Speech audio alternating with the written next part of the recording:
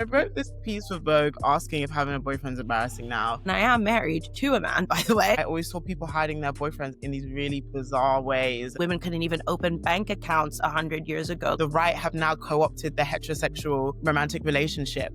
Hey everyone, welcome to a brand new Techish. It's Abadesi, and as you'll see, I'm joined by a special guest today, the amazing Chanté Joseph. Say hi, Chanté. Hello. So I've known you for a long time, longer than I care to Years. admit, probably. I don't even know, early days of Hustle Crew, I think, when I first met you. And It's been so fun following your journey. You wear many hats. You're a content creator, podcaster, journalist, viral social media star with your latest Vogue article, Is Having a Boyfriend Embarrassing Now? I was kind of curious, when you meet people at networking events, how do you describe what you do? I literally never go to networking events, so that's the thing. I think I mainly say that I'm a writer and I'm a founder of Strangers in the City, and that's kind of like my go-to. But yeah, I have worn and do wear many hats. I feel like when I think of your social media feed and the things that you do, and I get the Strangers in the City newsletter, I have images of you on the red carpet at the premieres of shows. I have images of you at Carnival in Rio, because I feel like you've been such a big proponent of solo travel, and especially encouraging women and Black women to solo travel. And then I also have pictures of you sitting either at really long dining tables at Strangers in the City, or doing bouldering or life drawing or something. Because I feel like Strangers in the City, your event series has kind of taken people everywhere. Can you just tell us what has been maybe one of the more recent Strangers in the City things you've brought everyone together to do, and what it's kind of about? I mean, well, today we have cooking. We're doing cooking with strangers at Bread Ahead I love in that. Wembley. We have 2 sessions. One is today, then we have another next month. And so, yeah, I mean, Strangers in the City was an event series that I set up with my best friend Zainab. I kind of came up with the idea just because I kind of felt like, even though I kind of had a big, I guess, community and platform, I still felt lonely. And I think it's because there wasn't enough intentional space in my relationships to really get to know people. Yeah. When all of your, I guess, social experiences are just catching up with people, you just feel like there's a lack of deepening in your relationships. I'm just filling you in on what's happened, as opposed to you really getting to know me and who I am and how I've changed, et cetera, et cetera. And so I was really kind of thinking a lot about how I build those relationships myself, but also notice that other people are struggling with those relationships. And so when I think a lot about the loneliness that people are experiencing, I don't think it's because they don't have places to go. There are a million places to go. There are a million trillion social groups out there, but these spaces are not centered on connection. And so we really wanted to develop a kind of connection first approach to all of our events. And so that kind of means from the moment that you walk in, there is some sort of activity that you have to get on with, because you have to feel like you have a purpose in the space. So people are always doing something.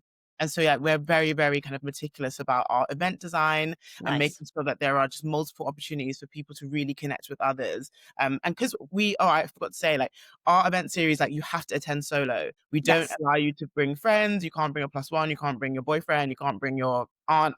You have to pick your own, because the space is for new connections. And if you go somewhere and people already know each other, or they already know the instructor, they kind of just get really comfortable just speaking to that person. And then you're kind of, you don't really kind of get to know people, because you just fall into what already works for you. And so, we're very, very strict on that. If you come and you see someone you have to be separated. And so, we're very, very, very big on that. And we've been running it for over a year now. We started last July.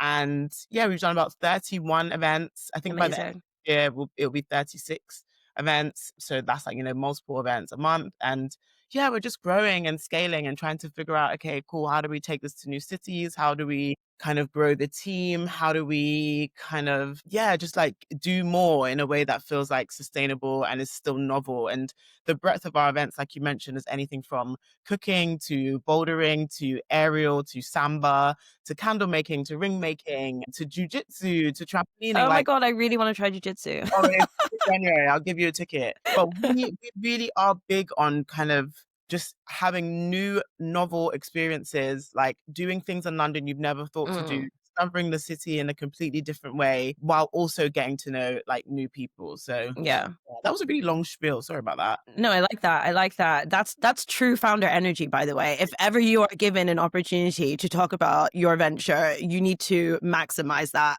So that was a fantastic plug. I think one of the things that's really interesting about you is that you have created a very compelling like online persona. You have like followers from all around the world. But when it came to building a business, you actually chose to do something very much IRL. And you're talking a lot about connection first experiences. And I think that's something that is a theme across all of your work, really, in a way, like the relationships we build, whether they're romantic, platonic, and also why we build them, why we maintain them, how we maintain them. I actually have been reading your Vogue pieces for a while. I like you did this really interesting story in August around like friendships and like am I too much? And I really like this idea of like getting older, which I've seen in my own social circle, and being a bit more reflective of like what types of friendships we want to have and what we expect from our friends, kind of like what you were saying about strangers in the city. We expect to have a more meaningful conversation than just a catch up sometimes. We want to like share our hopes, our fears, get that feedback. So I Yeah. was wondering if you could tell us a little bit more about that story, what inspired it, and then also obviously your most recent story on is having a boyfriend embarrassing. Kind of take us into your creative process and how you come up with these pieces. Do you know what? Both the pieces, so the piece I wrote about Vogue around like friendship and this idea of like being the low maintenance friend and Yes. thinking that would make me kind of like, a good friend, but it actually just made me feel quite lonely and distant because I think you need people to need you and you need to need others. Yeah. You need them to feel like they can, be purposeful in your life. And I just felt like, oh, well, everyone's busy, everyone has their own things going on. Like maybe if I was a friend that didn't ever need anything, that would make me a good friend. But actually, it just meant that people couldn't show up for me in the ways that maybe I needed to. And Yeah. wasn't necessarily because they didn't care about me, but it was more that I wasn't really giving them the opportunity to.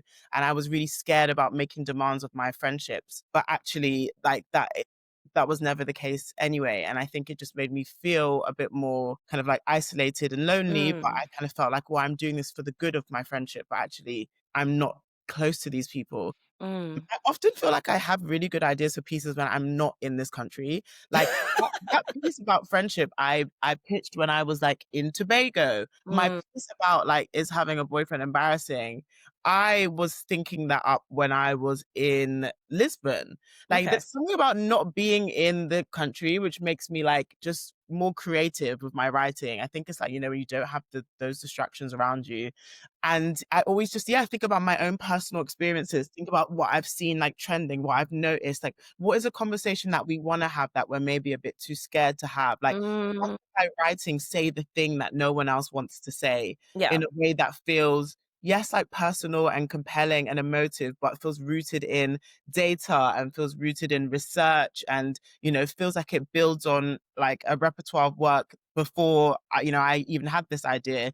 I really love explaining that process of how we got from A to B, Yeah. what my feelings are kind of on that. And so that's how I think I approached the writing actually. I love that. I love that. I think there's definitely something in like getting out of the place where you're surrounded by like a physical to-do list. Like I think Mhm. people go on writers retreats because when you're at home, you're kind of literally surrounded by the things you haven't done yet, whether that's putting Yes, your laundry exactly. away or Yeah. cooking dinner or I don't know, like that letter you need to post. When you go away, like you're physically like free of all of those reminders. And then it's suddenly like the headspace that's freed up is like, ah, ideas. But no, that's really interesting. And I think also that idea of like, you spend a lot of time, obviously, in very interesting places all around the world, but you also spend a lot of time online, right? Like you're Yeah. actually seeing what people are talking about. You're absorbing a lot of social commentary, and Yeah. you're effectively getting all these data points and building a thesis around this. And I think one of the things that you've always been very like open and upfront about is like what dating looks like now and what building romantic relationships looks like now. And you were very open even in the viral piece. Maybe tell us your take, because there could be someone who's like, I don't know, been living under a rock and didn't catch the article or any of the responses. So yeah, so I wrote this piece for Vogue asking if having a boyfriend's embarrassing now. And it was just a piece informed by, I always saw people hiding their boyfriends in these really bizarre ways. And it would be people who were, famous, had big followings, and then it would just be people who are just regular, degular people. And I used to just think, why are you doing that? Like, no one cares. You have like 80 followers. Why are you doing this? But I just was like, what is this? What is this talking to? What is this tapping into? And like, why do people feel this way? Why do they want to conceal their relationships? And so I kind of just wrote about the general sort of like disinterest that we have in romantic relationships online as we know more and more about what happens in them because people are talking so much more now. And I did a call out on my social media and I just had so many responses, ton. And I was on holiday. I was like, this is supposed to be my relaxing time in Lisbon. And I was just on my phone, like DMing, going back and forth with all of these people. And it was like, it was honestly, it was just the best. Like, I love when I do pieces and I do like journal requests because I always get like the most interesting people reaching out to me because I've always had like quite an eclectic audience. Nice. And so I was kind of speaking to them all about it, and it kind of fell into these like three buckets of people who just, they did it because they wanted privacy. And what I found really interesting is that like people would show everyone else in their lives, their friends, their family, their pets, their co-workers, everyone else gets to be on their social media platforms. But for some reason, their romantic partnerships were just off limits. Like, why is it that your romantic partners require this level of privacy that no one in your life gets? Mm. That was a really interesting perspective. And then there was people who were just like, I don't want to show this person because if I post my boyfriend and next week he cheats on me and I have to delete it, that's egg on my face. So Mm. I'm borrowing this embarrassment from the future. So it doesn't even matter how much I love this person and I think I'm going to be with them forever. Part of me still fears that they will betray me, and Mm. I think is quite inherent in a lot of heterosexual relationships anyway. And Mm. then there were people who were just like, having a boyfriend is just embarrassing. Period.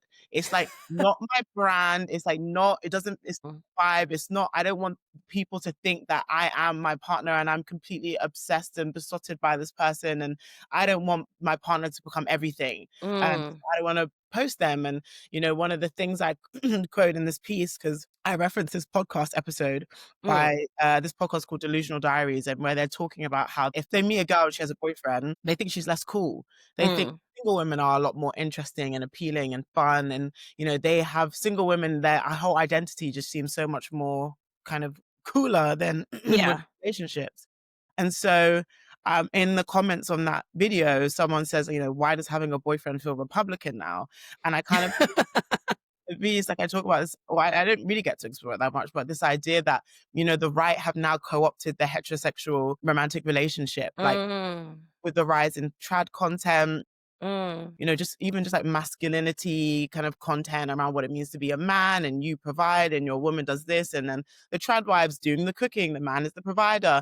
And this like need for kind of tradition has been like co-opted and amplified by conservative traditions and Mm. ideologies. And so now even just your partnership, your romantic partnership feels like something that is like somewhat right wing or somewhat conservative leaning. And it's just really interesting because it's like for the first time ever, straight people are having to like deal with a politicized identity in a way that everyone else has. Yeah. Forever queer people's identities have been politicized, inherently politicized. 100%. Trans people's identities have been inherently politicized. I remember when the BBC wouldn't let their staff attend, trans pride Mm. parades because they were like, it's too political. Like all these other identities are like very, very political in their nature. But for some reason, because we view heterosexuality as the norm, we Yes. don't necessarily see it as something that is like that can be challenged or questioned or something that 100%. can be political. And now it can be. And so I think when I'm exploring this idea of embarrassment, it's just like, how has our perception of heterosexual romantic relationships changed and to reflect where we are at in society at the moment? And Mm. obviously like that sort of questioning is something that people have never had to do. And so I think Mhm. it really, really struck people in both positive and negative ways because Yeah. never considered their identity as anything other than the norm in society. Yeah. I love that so much. And I, take that even further, the norm and like the ideal. There are so many people who, and I'm definitely not one of those people who'd be like, oh, I've been dreaming about my wedding since X age. It's Mhm. almost exclusively women, right? Like cis women, right? And I think it says so much about traditional gender stereotypes the social conditioning that's prevalent within patriarchy and how Mm, we are encouraged to value ourselves in adulthood and maturity, i.e., valuing ourselves in the context of someone choosing us to be mm, their partner in a way that men don't feel that yeah. pressure or, oppression. It's funny. I can't remember what I was watching, but someone was like, "Ugh, they're talking about marriage. Marriage, that's so medieval." And it really like made me laugh, that line, because I was like, yeah, actually, like, I mean, don't get me wrong, I love a ritual and I love what it represents. And I am married to a man, by the way. Like, I'm not trying to like Oh, I didn't even know that. right? Yeah. Well, girl, let's unpack that. I didn't even know that. That's so funny. But I feel like I also have been very like interested in how being that kind of person on social media would influence the brand that I'm trying to build, which is actually very anti-patriarchal, Mm, very intersectional feminist, and trying to challenge the status quo, which includes challenging the stereotypes, traditional stereotypes of like being a woman in a heterosexual marriage, being married to a man. As much as I personally have enjoyed the experience for myself, I think like mm, as an institution and as a construct, it is like problematic. And I do think it makes me really sad that I have friends, for example, who are in their 30s, very talented, very powerful in whatever sphere they've chosen to be in, who other women will judge as still missing something yeah, because they're single yeah. or because they're child free or because of this, because of that. And I'm like, are we really still subscribing to these like outdated labels of status and value? And I guess I kind of wanted to like bring it back to how social media kind of reinforces a lot of outdated narratives. And when someone has the courage to challenge that or push against that, people who are still subscribed to those things, but feel Mm, like they're uniquely shaped in opinions, I feel like people feel attacked. I feel like if you come out and say, it's not that deep, like whether you have a partner or not, it's not that deep. No one really cares. Whether you share them or not, like no one really cares. Like your mm, partner isn't who you are. People are just like, I feel like that is sometimes what's making people feel like they're getting their backs up. Like, how dare you tell me that the most important thing in my life, what makes me me, mm. isn't that important? Yeah. And it's less so even telling them that it's not important. It's telling them actually is kind of a cringe. That's what makes people upset. Because a lot of people go back and say, "Oh, my partner is like the most least interesting thing about me. Like it doesn't even matter. Like I just don't even care that much. Like you shouldn't care about this stuff." And I'm actually like, "No, guys, we can't do this." Like it's Mm, so funny. I saw like Dazed wrote basically a response to my article being like, being single isn't a flex. Like your relationship status doesn't matter, blah, blah, blah. I'm like, mm, that is a lie and you a know it's a complete lie. lie. That is a lie and you know it's a lie. Rage We bait. live in a society that is shaped and informed by coupledom. We live in a society that Mm, pushes everyone to coupledom. It's very difficult to exist as like a single person independently, especially in big cities. It is really expensive. I was going to People say single in tax. their 30s, like still living with flatmates, like with Mm, 4 flatmates or whatever. Like all of like it's very, very, very hard. And it's both hard on like a monetary level and on a kind of like policy level, but also, on a societal and cultural level. Like single women particularly have always been the butt of the joke. Single women mm, particularly have always been kind of like looked at with suspicion, or they've been seen, in the Crane Wife, she describes like single people as an unnerving presence. Like this mm. idea that we are just like an aberration, like we are, we like people just want to know, when are you going to just be with someone? You Yeah. existing on your own makes it like messes up the flow. And so for so long single people have been treated like that, and then as Mm, soon as single women start saying, okay, do you know what, I'm going to be empowered by this, instead yeah. of viewing my singlehood as something to be upset by, I'm going to view it as something that affords me a freedom, or a way of life that I'm proud of. People are like, well, it's not a flex. Well, yes it is. Oh, it 100% is. You ever Google yourself and think, wait, why does the internet know where I live? That's data brokers for you. These companies legally collect and sell your personal info, your name, address, phone number, even your relatives' names, and anyone with a credit card can buy it. That's why I use Delete Me. It's a hands-free service that finds your personal data across hundreds of data brokers and people search sites and gets it down. And here's why I rate them. 1, they've been doing this for over 15 years, and they're the leading experts in personal data removal. 2, they actually verify your data before submitting removal, so you're not exposing yourself even more. And 3, you can talk to real privacy advisors when you need help, not some faceless bot. And it's not just for individuals, it's perfect for businesses as well. If your employees' data is floating around online, that's a serious security risk. Delete Me helps reduce that exposure before it becomes a problem. So yeah, if you care about privacy at home and at work, It's a no-brainer. Get 20% off at joindeleteme.com/techish with the promo code Techish. That's TECHISH. That's joindeleteme.com/techish, code Techish. Protect your people, protect your data. The link is in the show notes. I think for a lot of people in relationships, like they need to maintain this idea of like being in a relationship provides me with a moral superiority, and we've Yes. always done that. Like that's how we view people in relationships, as people on the right path, people morally superior, people who we should aspire to be like. And Yeah. if you're single, you're the opposite, and they need that balance to kind of like maintain this level of like importance or self-worth, because Yeah. particularly for women, so much of how we feel about ourselves is tied to our ability to keep and find a man. Yeah. And so you need that to be a privileged position. But if more single people feel empowered by this and they don't feel the allure and the attraction to a long-term partnership, it devalues it. And I think that's what they're getting upset about. 100%. In my second piece, I write about the fact that when you are straight, like, and you are heterosexual, and that's how you appear to the world, like that in and of itself is a privilege, right? But if you are, if you have multiple other identities, like maybe you are a person of color, like there's no privilege in that. Like it kind of feels like the only place where you can cling on to some sort of advantage in society.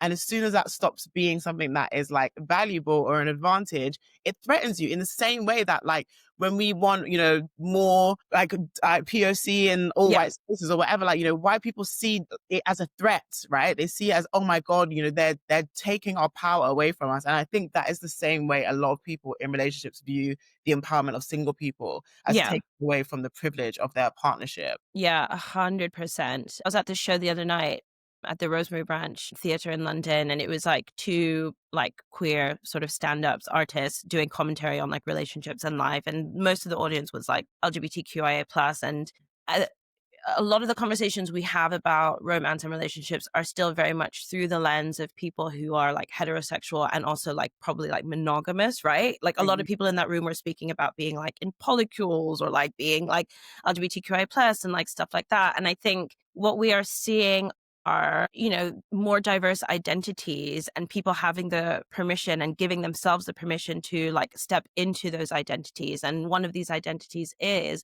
the empowered and intentional straight single woman who's very happy with her choices. I personally think that society is afraid of that woman, actually. I think society is very afraid of a powerful, independent woman, a woman with financial freedom who doesn't need what the institution of marriage like originally represented, right? Which was safety. I mean, women couldn't even open bank accounts 100 years ago. Like you literally needed your husband to do that. And I think what I found most like disappointing was how like younger women were reacting to the discourse, where like younger women who I would hope would represent like a level of pride that women are emancipated and can be their own people in whatever way that looks like, that they also feel attacked. I was like, why do we, like, I don't need to defend the institution of marriage just because I'm in one, right? Like you do you. I don't need to defend anything about how women used to live. Like you live how you want to live. You're not hurting anyone. That's fine. And the reason I mentioned this story is because I was once on this retreat and there are two sisters on the retreat, and one of them had taken a very traditional path. She like married her high school sweetheart, had loads of kids, etc. The other one went like straight into the city, rose to the top of the corporate ladder, made a very intentional choice at some point that if she didn't find the person she wanted to start a family with, she wouldn't start a family. And so it meant that she didn't. And she was describing stories of like being invited to like 60th birthday parties. And she's like a very beautiful, very like fit woman. She hasn't had kids, so she's like very less wrinkly than other women who have. And she has money, so she's well put together, she's well dressed, etc. And she was saying that she would literally, if she starts a conversation with a man, within 5 minutes, his wife will find him, feel threatened by her, and drag the man away. She's like, I don't even want your wrinkly ass husband. I'm dating men 20, 30 years younger than him. Look at me. Look at him. And I was like, that makes me so sad, because for me to meet someone like that, I was just like, I'm like in awe of you, because I know how much you would have had to fight to be in that room, to stay in the room. And I'm talking about work, let alone now you're just going to a party and now you like feel like you don't want to be in that room. So anyway, I just wanted to like share that anecdote, because I was just like, sometimes it's like actually us as women letting down the other women who are just choosing to do them. And somehow them doing them is like causing some consternations in our mind that's then making us attack. I just find that really interesting. It's funny because like one of the things I mentioned in this piece is like women being afraid to share their relationships because they feared like the evil eye, and this idea that people would be looking at their, particularly women would be looking at their relationship and would be jealous of their relationship, and because of this jealousy it would lead to the sort of breakdown of their relationship. And I think inherent in all of these kind of responses is this idea that your partnership is fickle, like you don't Mm. really believe in the power of your own partnership. And I don't think it's because like an individualized thing where it's like you're not confident, you're not this, you're not da da da. I think just baked into straight relationships is an inherent distrust, right? And Yeah. also, you know, when you want to get deep about it, you know, I think when you live in a patriarchal society where like women are kind of, you know, under the subjugation of men, like Mm. you are kind of in a relationship with someone who is essentially your oppressor, right? And so I Mm. think that, well, there is just an inherent sense of like distrust and fear that is like pervasive across straight relationships. And it comes across in things like that, you know, taking your husband away from the single woman and Yeah. not posting because you're scared that someone is going to be jealous of you, or you're Mm. scared that, you know, they're going to cheat on you and you're going to be embarrassed. Like there's Mm. just this inherent sort of like unhappiness across our Mm. relationships. And it's because we don't ever talk about heterosexuality in a critical and meaningful way. It's always kind Mm. of just, it is what it is. That's what it's like. And Yeah. there's so much even across pop culture around like, you know, the man being the ditzy one, or he doesn't know how to do Mm. shopping, or you can't leave the kids with him because they're going to be on the motorway or something. Like, you know, Mm. there's just this inherent like distrust, this sort of like, Yeah. it's fragile, it's fickle, we can't rely on each other, and it manifests in all of these ways. And I think this piece was an insight to it. But interestingly enough, I found that a lot of young women who kind of got directly in contact with me, they were really engaging with the piece. And Amazing. it was like, but it was kind of upsetting because they were like, you know, I'm 19 and I've never had a boyfriend. I always used to feel so like upset and embarrassed by that, and like I was less than and I wasn't good enough and blah blah blah. And I, you know, your piece really inspired me, which I love. But I'm also like, God, why do you feel like that at 19? Like the brain Yeah. starts so young. And I mean, obviously, maybe you should have a boyfriend when you're 19. I don't know. I didn't. I went to an all girls school, so I was very Same. like not in that vibe at all. So when people are like, I've never had a boyfriend at 19, I'm like, so, you know, but Yeah. no, really, this is eating them alive. The fact that they just have no experience of that kind of romantic love. Yeah. More and more women abstain from romantic relationships with men because they just don't know how to behave. You know, a Yeah. lot of us won't experience those things. Like, if not now, maybe not ever. Like, who knows? But it's like, I Yeah. think we have to get to a point where, am I going to be okay with this? Like, would I rather be on my own for years and years and years than like compromise with someone who I think is kind of all right just because it's better than being on my own? You know, I don't Yeah. want to live that kind of life. And so people need to figure out how to get to that point. 100%. That kind of reminds me of how people used to be like, oh, like if I get married, I'm never going to get divorced. I've literally lived through 2 divorces before I finished university. So I was just Mm, like, so if he punches you in the head every night, you're going to stay there. And they're like, oh, well, no, I mean, and I was like, but you literally just said that you would yeah. never get divorced. I was like, he abuses your children, you're going to stay with them. And they're like, no, but I'm just saying, like, you know, people should like take marriage seriously. I was just like, Mm, yeah, but people change, situations change. Like, but that for me was like, again, seeing marriage as like an accomplishment. And if it fails, you've failed. And the reason I mentioned that is because building on the thing that you were saying earlier about like the fickleness of heterosexual relationships, you know, we talk a lot in the unconscious bias training that I've done before about attribution bias. And mhm, attribution bias is the unconscious bias that happens when we need to find someone to blame and someone to mhm, give credit to. And in the workplace, what you find is in mixed gender teams, when things go well, men are disproportionately given credit. It goes back to yeah, our performance bias. We assume men perform well in the workplace. When projects go wrong, women are disproportionately given the responsibility for how it goes wrong. And we see this play mhm, out so often in government. There'll be like some kind of crisis and who's put at the front of it, like the one woman minister that was involved. yeah, Meanwhile, all the other guys are nowhere to be seen. And I just find it really interesting how attribution bias manifests in relationships. Because if you yeah, take something like infidelity, and this happens on reality shows, etc., it's almost like the woman has failed, even if the man cheated. yeah, yeah, yeah, yeah. What? It'll be something like, oh, she stopped looking after herself. Or Mhm, she was too mhm. busy doing the kids. She wasn't getting dressed up. She wasn't doing this. She wasn't, she put on weight. She la la. I was like, sorry. Who actually broke the vows? Mhm, mhm. There's no attention put over there, none at all. It's all on the women. And I just think it then goes back to what you're saying, where young women are asking themselves, what am I doing wrong? That Yeah, by 19, I haven't found a boyfriend. We can look at the state of boyhood, manhood in the country right now. I'm gonna hazard a guess, it ain't you, girl. yeah, It like ain't you. it's not. But I don't know. I find it's like I'm glad that they're reading this and they're responding to it and they're like they feel empowered by it. But I also just think, gosh, we have so much work to do because there are just generations of young women coming up who are, these messages are being projected on them. Although I do think it's changing a lot, and I think Yeah. like Gen Zs, they definitely are not kind of as relationship obsessed. Like, and I think Mm. they are kind of less kind of that way inclined. And I think like it's slowly we're starting to unlearn all of that stuff, but I think it's still got such a grip on us that we just can't escape. I agree. I think one of the things I'd love to talk about before we run out of time is like what intimacy can look like when it's not in the confines of a romantic relationship. To watch the full episode, subscribe at patreon.com/techish. You'll get access to all full-length episodes, no adverts, the chance to submit your questions into the show, and early bird discounted tickets to our live shows. Subscribe for as little as $5 a month.